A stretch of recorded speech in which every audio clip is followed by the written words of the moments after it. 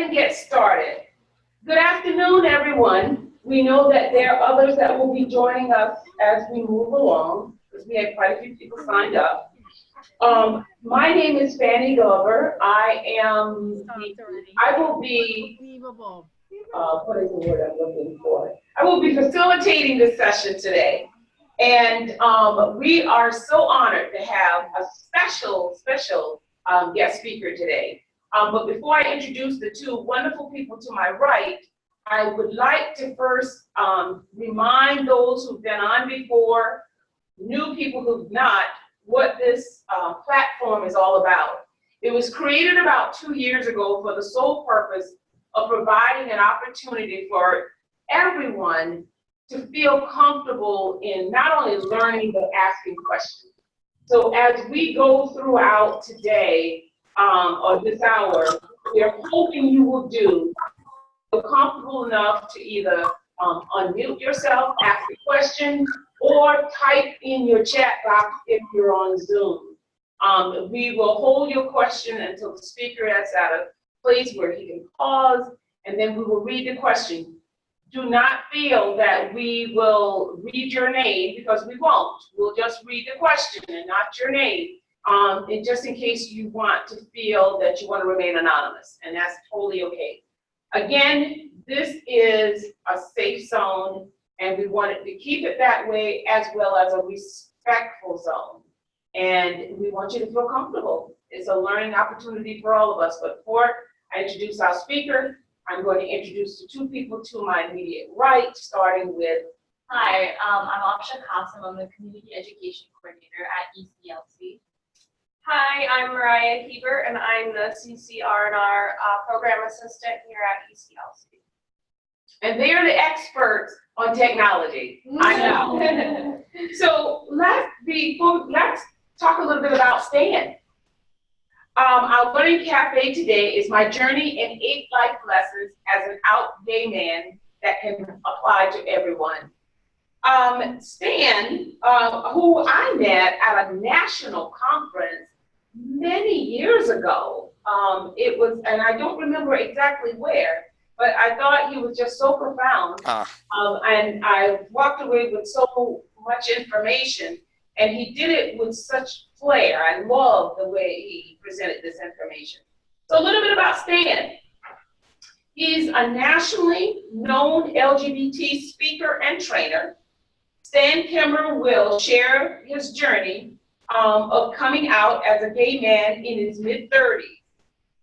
Stan is, as I said, he's a nationally recognized consultant and speaker on all areas of workplace diversity with a deep expertise in LGBT diversity. For 4 years, Stan served as IBM's corporate global LGBT diversity manager, including establishing IBM's procedures for supporting transgender employees and assisting with case management of employees undergoing gender transition while in the workplace.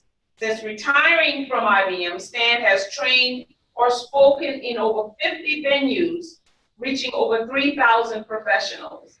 He is a certified out and equal workplace advocate, building bridges trainer, and a certified training management corps practitioner. Within the transgender arena, Stan has provided training to client, employee, and HR teams, and has assisted with case management of several gender transitions in the workplace. Stan holds a bachelor's degree from Georgia Tech, an MBA from the University of Chicago Booth School of Business, and in his spare time, trains as a competitive adult figure skater. So, without further ado, let's welcome Stan. Stan, take it away. Thank you so much, and I'm very glad to be on the line. I'm going to hopefully go through this, I'm going to try to go as fast as I can because I have so much information. And Fanny, I think it was like 5 or 6 years ago at the New York State SHRM conference in Buffalo, New York, is where we met. This is kind of a unique presentation because I'm going to spend a time sharing my personal story, but then I'm going to intersperse within this story different important information about supporting the LGBT community. So a little about me. I did start my new passion of becoming a competitive figure skater at 59 years old with no prior experience. My partner Rich and I have been together for 27 years. And until recently, we were childless until we got our new baby, who just came. Okay, so included in this story of my life journey and 8 life lessons that can apply to everyone as an out gay man, I'm going to be interspersing different pieces of information, the basic, correct current terminology and definitions around the LGBT community, the business rationale for any organization to fully support LGBT people, an introduction to transgender people and gender fluidity, including the proper use of pronouns, and how to interact respectfully with LGBT people, and how to be an effective ally. And at the very end of the presentation, I'll close with a slide that has my email address. So anybody that reaches out and emails me and asks for this PowerPoint file, I will be glad to send it to you. So, you know, the journey begins. Basically, my family moved to Raleigh, North Carolina in 1970 when I was 15. I actually went through the born-again Christian experience during the Jesus Revolution of the early 1970s, went off to college, started working at IBM, got involved in my church, eventually got married, and after 18 months, I realized this is not me. Something is not right. And I started the new adventure of realizing that I was gay and coming out to myself. So basically, after coming out, I very soon thereafter met my life partner, Rich. We've been together for 27 years. Here we are at Halloween. Oh yeah, Tim Burton's The Nightmare Before Christmas. Rich hates it when I show this photo. But you know, at this point, I got thrown out of my Baptist church for gross immorality when I refused to repent because I knew the right thing was being true to myself and being who I am. So lesson 1 is it's great to be true to yourself or myself, and others are going to respect that. Now, what happened when I came out to my parents, my father was not very happy about this situation. He basically said, you know, you're my son and I love you, but your mother and I will never visit you and Rich is in the house, and Rich is never welcome here.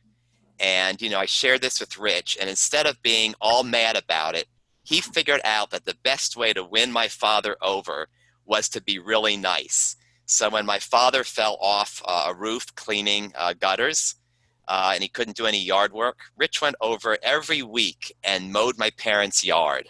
And that won my father over. So lesson 2 is being super nice may work better than being nasty. You know, Rich really, you know, took the higher ground and didn't, you know, say, well, if your parents want nothing to do with me, I want nothing to do with them. But he was really nice and won them over. Anyway, during this time, I was not too publicly out. I didn't share with my coworkers at IBM, but in October of 1996, IBM announced domestic partner benefits. And I was a member of a business group in Raleigh, a gay business group, and a press reporter got my name and called me up and asked if I could get someone at IBM to participate in an interview about IBM granting domestic partner benefits. And because it was late Friday afternoon, I knew no one else was around. Since I was press trained by IBM, I decided to do the interview myself. And the next day, there was my picture and my quote on the front page of the business section of the Raleigh News and Observer. Now, this is another article that happened about 10 years later. I can't find the old original article, but I came out in a very public way. So lesson number 3 is sometimes the optimal time to come out simply appears. Grab it and run. And most of the feedback was very positive. And I became vice president and then acting president of our employee resource group. And as the highest ranking out gay employee at IBM at my location, I was always used on executive panels. You know, they have the woman VP, the Hispanic VP, the black VP. on these diversity panels. And even though I was only a senior professional and not an executive, I was actually placed on these panels. And there was a person who had the job as IBM's LGBT diversity manager. His name was Rick Partridge, and I had him on a pedestal, like the professional lead gay guy at IBM, and I always looked up to him. And then all of a sudden, out of the blue, the VP of diversity calls me up and says, I've been watching you, and I want to offer you Rick's job, since he's leaving it, as IBM's LGBT diversity manager. So lesson 4 is you never know who is watching and what good may come of it. So I started my professional journey as IBM's Gay and Lesbian Program Manager in 1999, and at that time it was called Gay and Lesbian. And before the 3 years were up, we added bisexual and transgender. So, you know, this is where I started learning about the business aspects of supporting LGBT diversity. So I'll now go into some of the content and divert from my story a little bit. But, you know, why is diversity and inclusion important for any organization? First of all, you want to recruit the very best employees, and you want to have the widest possible net, and that includes LGBT people. And secondly, when you get those diverse and great people on your team, you're going to want them to feel welcomed, and they're going to want to stay and perform their very best. Then you have diversity of ideas and talent. You know, different diversity constituencies have various ways of looking at issues and solving them.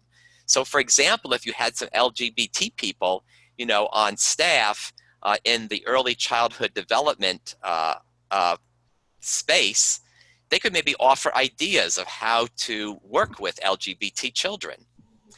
And then social responsibility, that any group would want the whole community to think well of their organization and say that organization supports diversity. And finally, you want to be able to provide the best customer service to everyone you serve. And that might include LGBT parents that have children, with parents that might have children coming out as LGBT.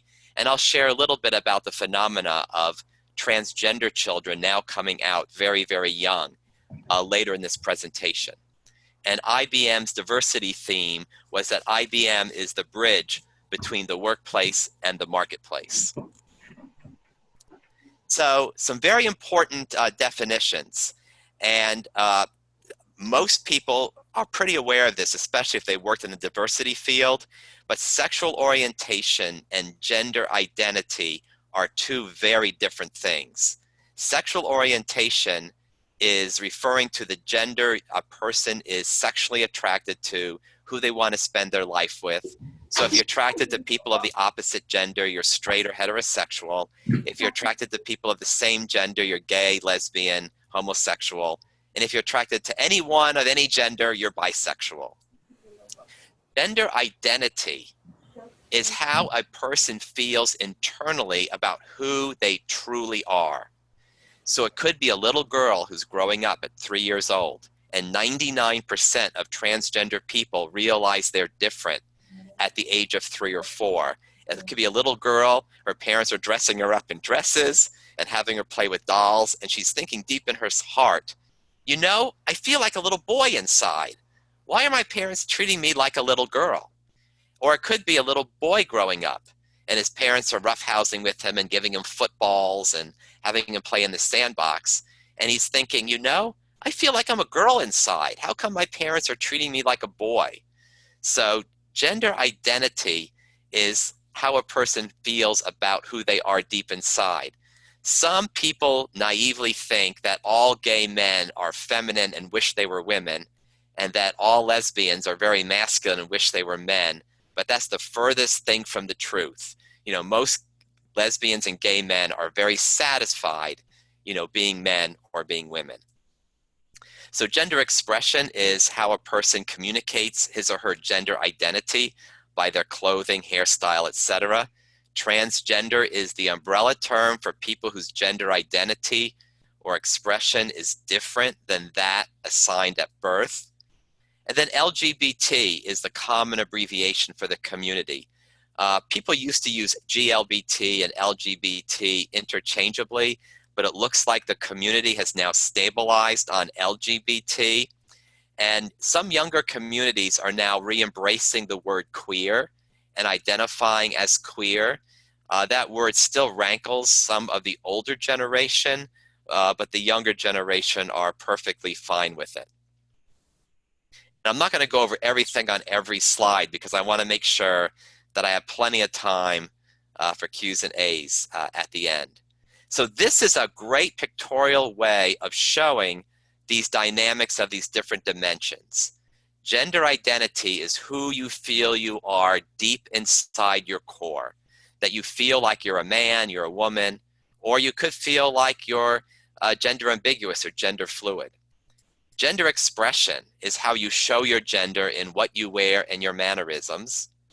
Biological sex are the body parts that you're born with, and sexual orientation is who you fall in love with. And one very important aspect of this slide is that every one of these dimensions is not either totally to the left or totally to the right.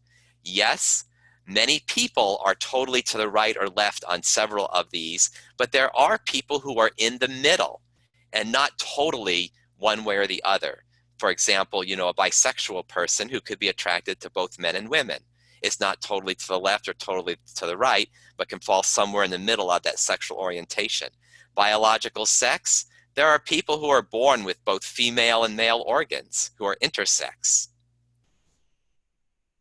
I'm not going to go through every definition here, but I'll go through the third and fourth and last one. Male to female are those people who start their life as a boy or a male and later transition to female.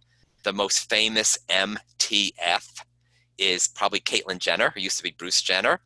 And female to male is going from a girl or a woman to a man. And probably the most famous person there is Chaz Bono, who used to be Chastity Bono, the offspring of pop singers Sonny and Cher. And he actually appeared on Dancing with the Stars. And cisgender is the opposite of transgender. Cisgender refers to those of us who have been perfectly satisfied with our gender all of our lives and have no desire to change our gender. So what makes transgender real? Transgender people are preoccupied with their gender almost every day.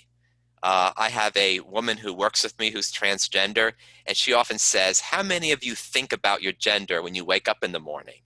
You just know who you are. But transgender people have to remind themselves, oh, yeah, I'm a guy. I'm going to have to put on my guy clothes and be a guy at work, even though they feel like they're a woman. And transgender people also most often dream in the gender they feel they are. Transgender people feel different from an early age. WPATH is the World Physicians Academy of Transgender Health. It's a set of doctors who are deep experts in transgender care, and they have declared that people do not choose to be transgender. It is something that's diagnosed and a part of their internal wiring. And it's something that never goes away. So really the only choice a transgender person has is what they do about it. If they, hide this secret all their lives, if they live their professional life in one gender and their social life in another, or if they go through the whole process of changing their gender. There's very there's important policy issues. I'm just going to hit on a few of these for lack of time, but I'll talk a little bit about suicide, that the suicide rate among transgender people attempt is about 9 times that of non-transgender people because of the stigma, the struggle, not acceptance of their family, etc. And also they have a very high unemployment rate. Oftentimes, they live in poverty and homeless shelters do not know what to do with transgender people. The murder rate of transgender people is 9 times that of the murder rate of non-transgender people. And there's often issues around identification. Like there's a lot of states that will not let you change your driver's license without changing your birth certificate. And so You know, every time you get stopped by the police or checking at a hotel, people look at your license and the gender on the license doesn't match what you look like. The transition process is a very complex, rigorous process. Not every single person goes through every single step, but it involves a year or longer of psychological counseling. People then have to live a trial period presenting in the new gender, often nights and weekends. Then usually the first thing that starts physically is hormone treatment. And if you're transitioning to a male, you start taking testosterone. And if you're transitioning to a female, you take estrogen. And people see a little subtle changes starting to happen. Loss of facial hair, growing of a little bit of facial hair, softening or roughening of the skin, a little bit of weight distribution. Oftentimes transgender people need to get coaching. You know, what's the appropriate dress in the workplace if I'm going to be coming as a man or a woman? Voice coaching to raise or lower how they speak. And then various surgical procedures that you have the top surgery, either removing of the breasts or breast augmentation, removing of the bottom parts and creation of some new bottom parts. And very importantly, not all transgender people go through every single step. Sometimes for financial reasons or health reasons, people cannot do some of the major surgeries. But when a person is far enough along this journey, the doctor will issue a certificate basically saying, I now declare that you are in this new gender, and you can start going through legal name changes, changing your gender marker with the Social Security Commission, etc. So gender is a legal designation. It is not simply determined by what body parts you do or do not have. Another very interesting aspect of the transgender community is that people are now coming out at much earlier ages and older ages. Because more people now understand what transgender is, parents who have children who identify as transgender are now letting their children, you know, live in the new gender. And if you see there on the left, Briella, you know, who started life as a little boy, is now going to school as a girl and goes by the name Briella, and started doing this when she was 5 years old with supportive parents. So, you know, these are situations in early childhood development that you might see more and more of, especially if, you know, children who are 3 or 4 years old, you know, start expressing that they don't feel they're in the right body. There's a really cool children's book called Phoenix Goes to School. And it's about a transgender girl, a little boy who feels he's a girl, and he goes to first grade dressed in little girl clothes, and how accepting her classmates are. And so that's a really good book to look into if you want to do like a little, you know, children's book to explain to kids, you know, what transgender is. And then on the right, a lot more people now are transitioning at older ages once their children are grown up and has no impact on their family, or if they're worried about their career, they start transitioning after retirement. This is some information from GLSEN, the Gay, Lesbian, Straight Education Network, a survey done thousands of students around the country. And as you can see, there's some disturbing data that there's still a lot of work to do in our schools. That, you know, over 50% of children who are LGBT feel unsafe, either because of their sexual orientation or gender expression. And that down at the bottom, that over 70% have avoided school functions because of being LGBT or extracurricular activities. So a lot of work is also needed, in our school systems. I want to go through the impact of language, because language really impacts how people feel about themselves and you talk about or to people, and also language continues to evolve and change. So this is like a little table that shows the group, the proper term, an outdated term that maybe people used 20 years ago, but you really shouldn't use anymore, and then offensive terms. So you have the proper term for the LGBT community. Now you can refer to a person's spouse as their partner, husband, wife. Transgender person is transgender or trans person, trans woman, trans man. Transvestite or transsexual are outdated terms. And not using a person's chosen name is very offensive, or referring to someone as a tranny or a she-male.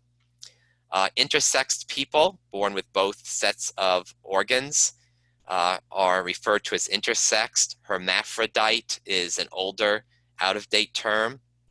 And then there's gender ambiguous people. And this is becoming a lot more accepted, especially in the younger generations, where a person doesn't feel totally male or female, and they consider themselves gender fluid, and sometimes may want to appear more masculine, and sometimes might want to appear more feminine. And we see a lot of gender fluid kids also in school. And things are continuing to emerge with language. One way of really breaking the ice, especially like in a conference session, is having name tags where people put their preferred pronouns, whether it be him, he, him, his, she, her, hers, they, them, theirs. A lot of times now, like in small group meetings, people are asked to introduce themselves and give their preferred pronouns. So, my turn, I say I'm Stan Kimmer. My preferred pronouns are he, him, his. And it kind of breaks the ice. Oftentimes, people who are gender fluid or gender ambiguous will like you to use they, them, and theirs, and not be referred to as he or she. Language continues to emerge. There's some new things going on, and we don't know how well these things are going to be accepted yet because they're in the very early stages. But Z and Zer are kind of gender neutral pronouns to take the place of he and him or she and her. And also some people are using MX period as a gender neutral honorific title instead of Mr., Mrs., Ms., or Miss, which are all gender specific. So we'll have to see how these things take off in the future. So let me go back to my story now, and then we'll go back to some more content. But we did the first 4 lessons. So actually, I started getting involved in Metropolitan Community Church soon after coming out, because I really felt that, God didn't hate me for who I was. Metropolitan Community Churches have congregations all over the world, a few hundred here in the US. And I did get involved, and actually Metropolitan Community Churches is a member of the North Carolina Community Churches. I got involved with some racial diversity issues in our congregation. I attended a workshop and learned a lot about racism, white privilege, and how to better engage with people different than myself. And then I started facilitating workshops around racism and race relations in my denomination in the Southeast. And I saw the North Carolina Council of Churches had a racial justice committee that I got involved in. And after serving on this committee, they actually asked me to be on the board of the North Carolina Council of Churches. So I did learn a whole lot. I learned that I needed to build alliances and share and show that I care just the same or more about other issues and not just my issues as a gay man. And I even did a workshop called My Issues Are Your Issues, and the importance of engaging allies. I also realized that as an out gay man, I was going to be under a microscope at the North Carolina Council of Churches and had to be very faithful with my attendance, participation, and giving. And I needed to show that I was a good listener. And so actually, I was elected as president of the North Carolina Council of Churches as an out gay man. So lesson number 5, is the importance of building alliances and not having a single issue focus. And there's the workshop, My Issues Are Your Issues. And at this point, I'm going to go and talk a little bit about allies, because that is such an important part of reaching and communicating with the LGBT community. And I know that many of you, probably a majority on this call, are not LGBT or T, but you're interested in being allies. An ally does not have all the answers, but they truly believe that anybody, regardless of their sexual orientation, gender identity, or gender expression, should be treated with equal respect and dignity, and that they always maintain a commitment to learning and educating themselves. Leaders set an example. And, as you as leaders need to actually, step out. If you hear, like a parent or someone, tell a joke about LGBTQ people that's unfriendly at their expense, you probably need to think about stepping in and intervening and saying that's not cool. And of course, having zero tolerance for any kind of harassment, discrimination, or any other anti-LGBTQ behavior. And of course, it could be a naive offender, someone who doesn't mean harm, and you can, correct them gently and use it as a learning experience. So I'm very grateful for the allies that are with me. And this is my cousin Brandon, who is a straight guy, and he hangs out with at Gay Pride with me and out Raleigh, and has been an excellent ally, to the LGBT community. Another view of allyship is kind of the 4 steps. First of all, you're aware. LGBT people exist out there. The next step is becoming a friend, that you have friends, people you interact with occasionally who are LGBTQ+. Or the third one is a peer. You really interact with LGBT people on a daily basis. And then finally, the deepest level of allyship is being a true advocate, where you're doing things, taking steps in the spheres where you are to make life better for LGBT people. So, be visible, educate yourself, share resources, use inclusive language, attend events. Also, in terms of being allies to transgender people, some inappropriate things are asking about their past as male or female. You shouldn't be asking things like, hey, can you show me a picture of what you used to look like? They're trying to move and live in their new gender. You should never ask about what medical procedures they have or have not had, questions of a sexual nature. You can ask me those questions on a forum like this, but you shouldn't be asking a trans person, hey, are you attracted to men or women or what? Anything that starts with, I know this is a bad question, but, then you should stop. And please don't call transgender people trannies. So lesson number 6 I talked about is, as a visible gay man in a leadership role, I did have the added responsibility of being a good representative of the LGBT community. And so I was elected president of the North Carolina Council of Churches. Here I am presenting the Distinguished Service Award to Father Joe Vetter, a Catholic priest who is the head of the Catholic Center at Duke University, who is a great ally to the LGBT community.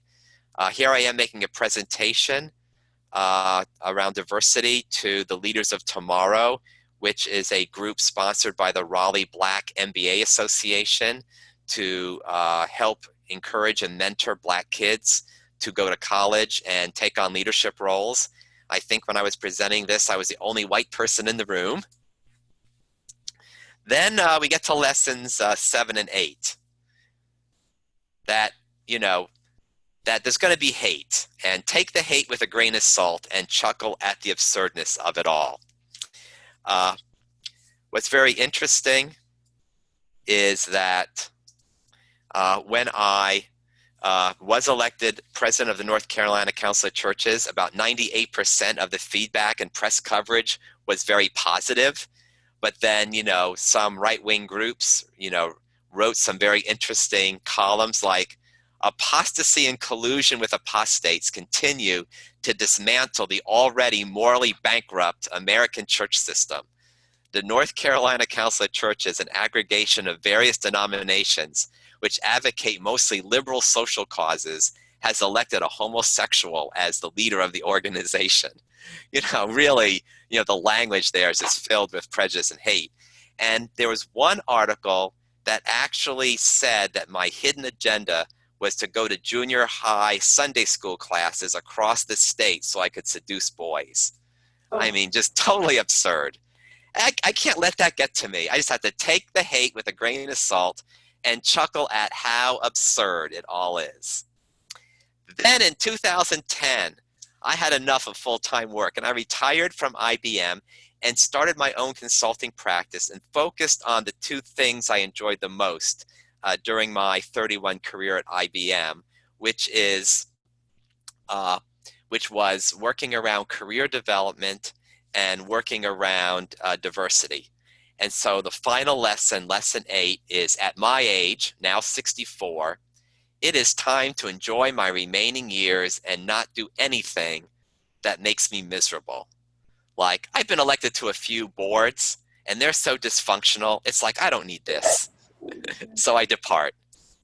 And of course, 5 years ago, I said, this is my life dream to become a competitive adult figure skater. And I train almost every day. I compete nationally. In my skill level, I recently finished the season at 3rd place on the East Coast. And I am just having the time of my life doing that and just being fully out and enjoying who I am. So before we get to Q's and A's, and it looks like we're going to have a good 20 minutes, my life lessons are: 1, it's great to be true to oneself. 2, being super nice works out better than being super nasty. 3, sometimes the optimal time to come out simply appears. Grab it and run. 4, you never know who is watching and what good may come from it. 5, it's important to build alliances and not be a single issue person. 6, in a leadership role, I needed to realize I might be representing the LGBT community and I need to be extra diligent. 7, take the hate with a grain of salt and chuckle with it. And finally, I'm not getting any younger. It's time to enjoy my remaining years. So as we go into Q's, this is my unique way of telling my story. So you can think of ways that you can tell your story. Last week, I spent my birthday teaching the Diversity First training in Chicago and attending my 40th year MBA class reunion. So I'm going to leave this slide up here while we do the Q's and A's, so you can write down my email address and phone number, stan@totalengagementconsulting.com. I hope that, if you want a copy of these slides, just simply email me and ask me to send you the slides. And hopefully if you email me, I can also add you to my monthly newsletter. So you can keep up with my speaking schedule, my skating schedule, and all the other exciting things that I'm doing and new resources around career development and diversity. So, Fanny, I'll turn it over to you to moderate Q's and A's. Yes. Are there any questions that anyone would like to ask? I was just talking to Aksha and Mariah that we could probably send out your contact information when we yeah. Do that. So yes, definitely. So here's while people are thinking of a question, and you can unmute yourself, or you could just write in the chat box. But here's a question that I have, and that is, and I get this about African American and Blacks and that sort of thing as well. How do you stay abreast of all the terminology? I mean, where's the go-to to make sure that you're staying abreast of correct terminology? Actually, depending upon, the field you're in. If you're like in the education field, the Gay Lesbian Straight Education Network, glsen.org, always has great resources on students and the latest things happening around terminology and students. Out and Equal Workplace Advocates, outandequal.org, deals with workplace terminology and what's going on in the workplace. And then the leading national organization, HRC, Human Rights Campaign, hrc.org, always has lots of information about the latest things happening in the community. And then for allies and parents, a great resource, especially if you have kids coming out, is PFLAG. That's Paul, F as in Frank, LAG.org. It stands for Parents, Family, and Friends of LGBT. And they have support groups all around the country. If people are dealing with relatives or children or siblings who are coming out as LGBT, and they have a lot of useful resources. Oh, wow. You're a wealth of information. So until we see, and remember everyone, usually people wait until the very end and they start sending their questions through fast and furiously, and we're unable to answer all the questions. If you're unmuting, just remember we are recording, so you can certainly do that, but you can also use the chat box. And you can just send it directly to us, like change from everyone to private, and no one else will see your question. But in the meantime, here's another question, and you talked about this, Stan, to a degree. I don't think I quite understand the difference between transition and transgender. Okay, transgender is actually the person's identity, that a person knows that, hey, my body does not match who I am deep inside. That I'm basically, I feel like I'm a woman deep inside, but I have a man's body, or vice versa. So transgender is basically the adjective, a transgender man, a transgender woman, a transgender child. Transition is the actual process that a person may choose to go through to modify their body to match who they really feel they are deep inside. And that includes, taking the hormones, having electrolysis, having surgeries, but it's, the process itself. And the transition process can be anywhere from like a year and a half or so to, for some people, it's almost like a lifetime journey because they're doing it one little step at a time. So transition refers to that process of, modifying your physical characteristics. Yes, thank you. I think when it comes to this topic, there are some people who just don't know what to do with it.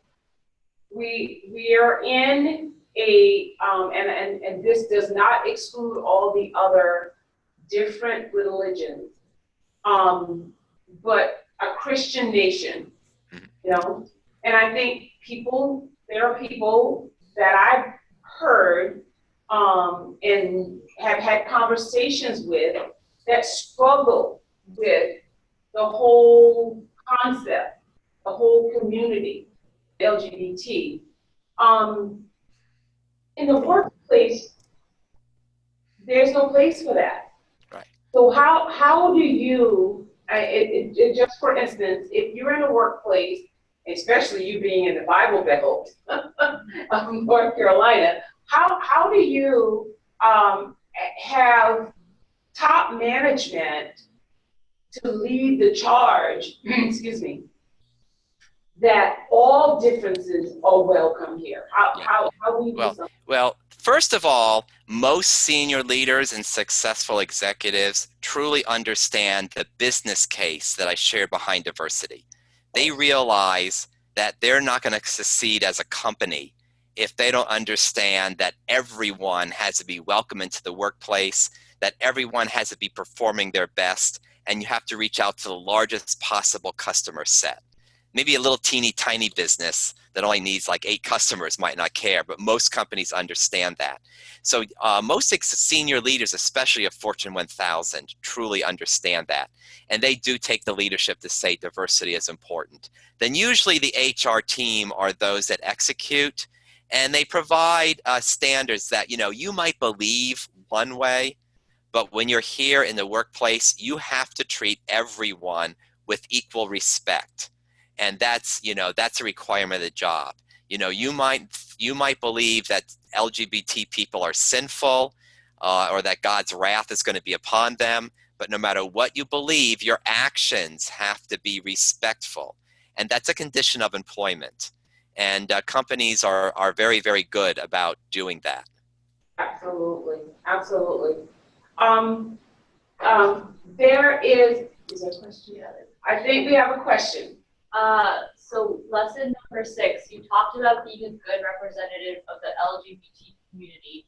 Does this mean making straight/cis people feel safe?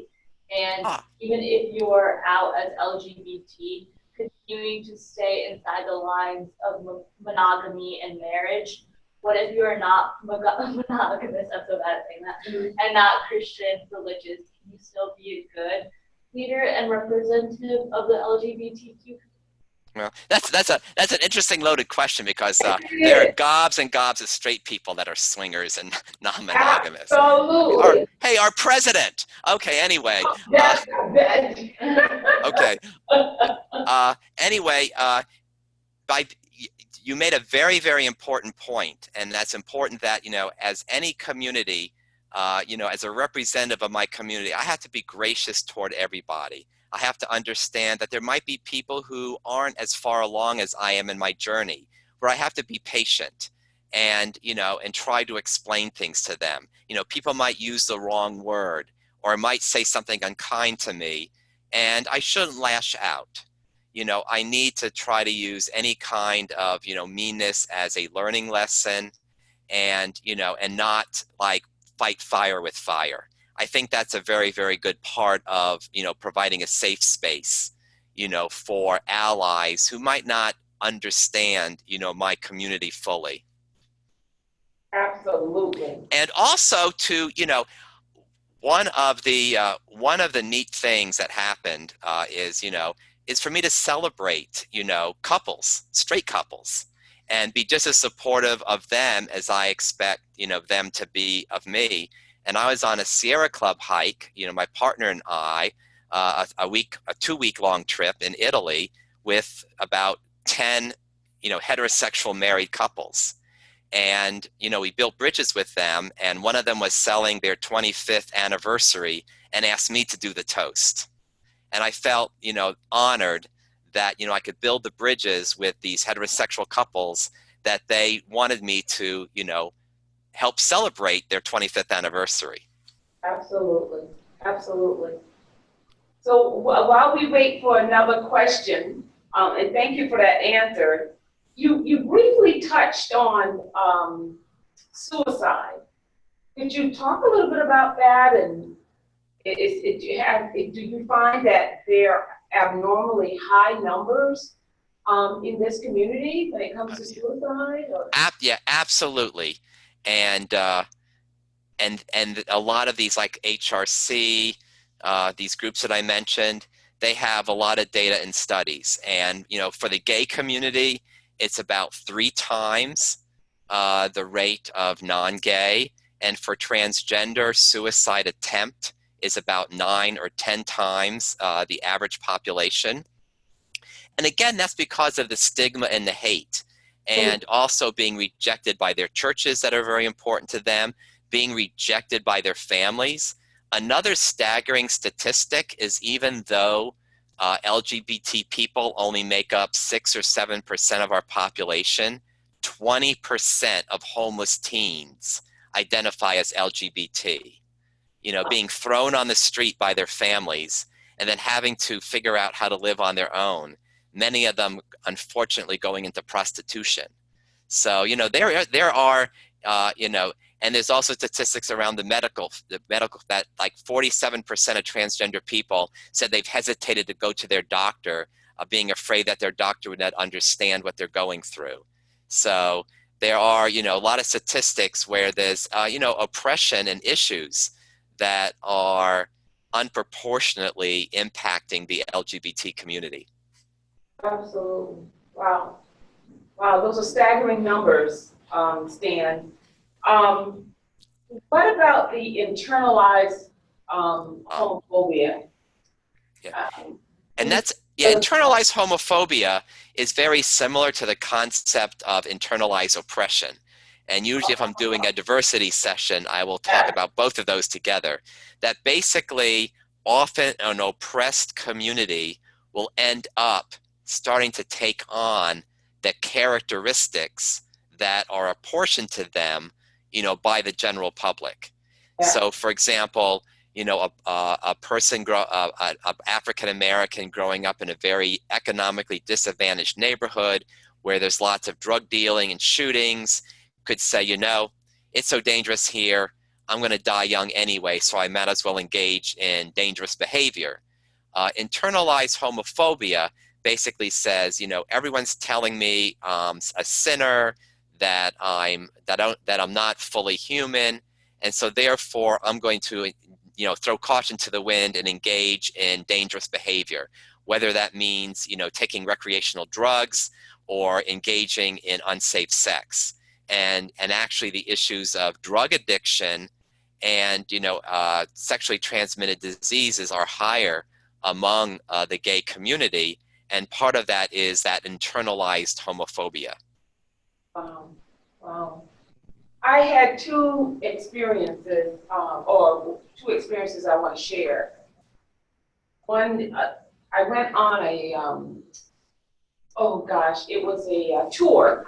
I went out to LA, and I remember the guide said, as we were traveling through one community, and it was immaculate, it was just fabulous, and he said, well, we're in the gay community because it's the best looking community around. And so I'm asking you about this because the next thing that supports this question I'm about to ask, I think, is that this was, I don't know, maybe 10 years ago, Detroit, Michigan started advertising. They put out this blanket national recruitment for the gay and lesbians to come to Detroit, Michigan because they knew that their property value would go up. And I'm not making this up. No, but see, I'm laughing because there's truth in that, and there's also fallacy. And the truth is, often LGBT people will overcompensate, and say, I want to make sure that I'm welcome in this community. I'm going to be on my best behavior, have the nicest house. And that's true of a lot of LGBT people, but also it is a generalization and stereotype. The only reason we have a gorgeous home in our neighborhood is because of my partner. If it was up to me, it would just go to hell. And oh yeah, gay men are supposed to know how to dress. Whenever I go on a trip where I'm going to be gone more than one day, I have to have my partner help pick out my clothes because I have no clue what goes with what and have no fashion sense. So there's a lot of truth in what you say, but there's some of us who are kind of the outliers. Well, that's the perception. That is the perception. I did not know, and I'm being honest, I did not know about the high suicide rate until I started reading some of the things that that I've been reading, preparing for this session. Here's something, the social isolation and anxiety. I've read that this was pretty high in this community. Yeah. And you want to speak to that? Yeah, it is, but it's getting better very quickly. There are pockets of higher isolation. It's more of an issue in rural communities where often it's not as acceptable to come out and you don't have a big city center with an LGBT center. It is also more prevalent in the senior community because often, a smaller number of LGBT people have had children and they don't have, a younger support system. and they feel isolated. And a lot of times senior communities don't know what to do with LGBT people. If they're in a school or a school district that doesn't do good training and doesn't have a gay-straight alliance, there are going to be pockets of isolation in some of our schools. So it's a hit and miss thing. Luckily, there's a lot of places where schools have gay-straight alliances. There's a lot of churches now that support LGBT people. Most large cities have really robust LGBT support groups and LGBT centers. So it's getting a lot better. Yes, that's good. That is so good. I gotta tell you, Stan, this has been so phenomenal. I just want to, before it, are there any more questions? No? Okay. I just want to thank you profusely because this has been totally eye-opening to me. If you, one of you have any questions or it was Very, very good. Yeah. I'm so glad we recorded. I really am, because I believe that there's a lot of points and information that people can take away. I do have, if you would, one closing comment to someone on the call who may be struggling with either coming out or how to make sure that this community is respected in the workplace. On those two issues, you want to make any final comments on those two things? What do I do if I want to come out and I don't know where to start? Or how do I manage the respect in the organization with staff around LGBT? Yeah, the first one, that's because everybody has their own journey and people come out at different times. And the best thing is just to find, one person that you can talk to, that, you can reach out to an LGBT organization in the closest town, or think, do I know a gay and lesbian person that, might have gone to my high school with me, or that I remember, coming out and just sharing. There's been several times where I've had friends call me and say, I have something very important to share and let's go out for lunch. And it's to come out for their first time and find, a sympathetic ear and a mentor. I'd also say find, someone who's been in the community and who has a positive attitude to kind of show you the ropes and to help you along with your journey of coming out. In the workplace, again, what you might want to do is look at, for your HR team, who in your HR team is kind of the diversity person and has the expertise. Often it's in the HR department where they draft non-discrimination statements for an organization, where they provide diversity training. And if you feel, hey, I see LGBT unkindness going on, among my peers, maybe go to HR and say, maybe we need to have some training, bring someone in and, do some training and get us interacting with each other and kind of addressing these issues that might be on the workplace. And also you can take some of these, like these slides, especially the business case one, and talk to a leader and say, with the increasing number of out LGBT people, and now that the community and the world is becoming a much more mainstream with LGBT, for our organization to really provide the best support for everyone that's out there, we really do need to make some steps. And, hopefully you'll find someone in the organization who's willing to say, okay, I'm going to take this on. Absolutely. And I'd be glad to and anybody that wants to invite me up there, I love doing this training and workshops, and the longer session in person, I do some interactive exercises and we can explore things like stereotyping and trying to understand the LGBT community. So I really enjoy, doing things like this. It's obvious because you're very, very good. Yes, thank you so very much, Stan. I really appreciate this. And so for now, we're going to sign off and say thank you to those of you who decided to share your day with us. Stan's wonderful message. We will make sure if you want to have his presentation, please email Stan and he will get it out to you. It's a great way of connecting the two. And again, thank you. And for those of you still on, please watch for our next Learning Cafe that will be coming up in June. But in the meantime, have a great day and do remember to be respectful. Thank you, everybody. Thank you again, Stan. You're just fabulous. Thank you. Yeah, can I stay on with you for a second? Absolutely. Yeah, everybody else can drop off and say goodbye.